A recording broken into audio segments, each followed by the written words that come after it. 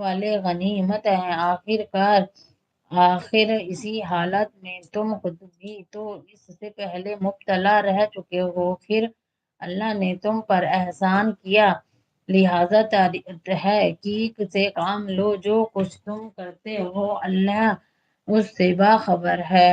مسلمانوں میں سے وہ لوگ جو کسی منظوری کے بغیر گھر بیٹھے رہتے ہیں، اور وہ جو اللہ کی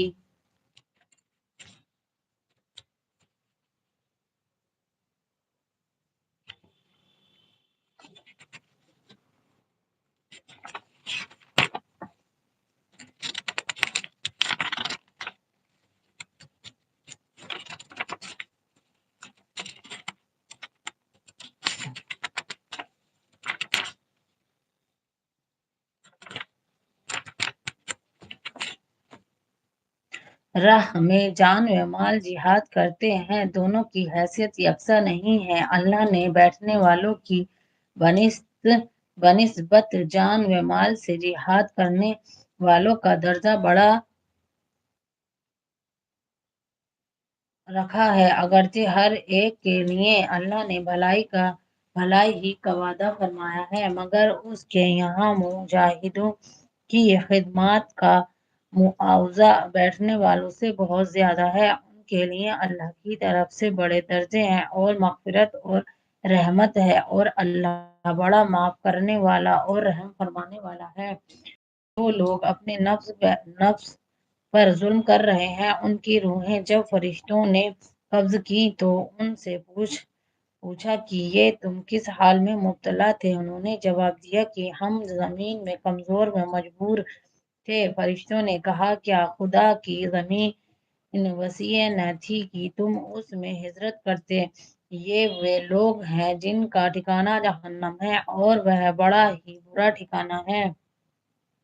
ہاں، جو مرد، عورتیں اور بچے واقعی بے بس ہیں اور نکلنے کا کوئی راستہ اور ذریعہ نہیں پاتے، بعید نہیں کہ اللہ انہیں معاف دے۔ اللہ بڑا معاف کرنے والا اور درگزر فرمانے والا ہے۔ جو کوئی اللہ کی راہ میں ہجرت کرے گا وہ زمین میں پناہ لینے کے لیے بہت جگہ اور بسر اوقات کے لیے بڑی گنجائش پائے گا، اور جو اپنے گھر سے اللہ اور رسول کی طرف ہجرت کے لیے نکلے، پھر راستے ہی میں اسے موت آ جائے تو اس کا اجر اللہ کے ذمے واجب ہو گیا۔ اللہ بہت بخشش فرمانے والا اور رحیم ہے۔ اور جب تم لوگ سفر کے لیے نکلو تو کوئی مضائقہ نہیں، اگر نماز میں اختصار کر دو تو خصوصاً جبکہ تمہیں اندیشہ ہو کہ کافر تمہیں ستائیں گے، کیونکہ وہ خلم کھلا تمہاری دشمنی پر تلے ہوئے ہیں۔ اور اے نبی، جب تم مسلمانوں کے درمیان ہو اور حالات جنگ میں انہیں نماز پڑھانے کھڑے ہو تو چاہیے کہ ان میں سے ایک گروہ تمہارے ساتھ کھڑا ہو اور اپنے اسلحے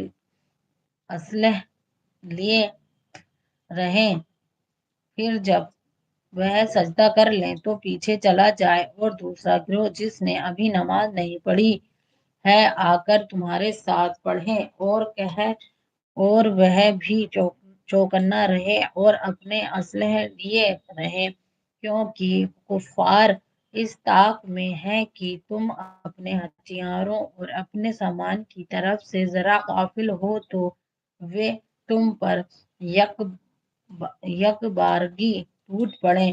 البتہ اگر تم بارش کی وجہ سے تکلیف محسوس کرو یا بیمار ہو تو اسلحہ رکھ دینے سے مضائقہ نہیں، مگر پھر بھی چوکنے رہو۔ یقین رکھو کہ اللہ نے کافروں کے لیے رسوا کن عذاب مہیا کر رکھا ہے۔ پھر جب نماز سے فارغ ہو جاؤ تو کھڑے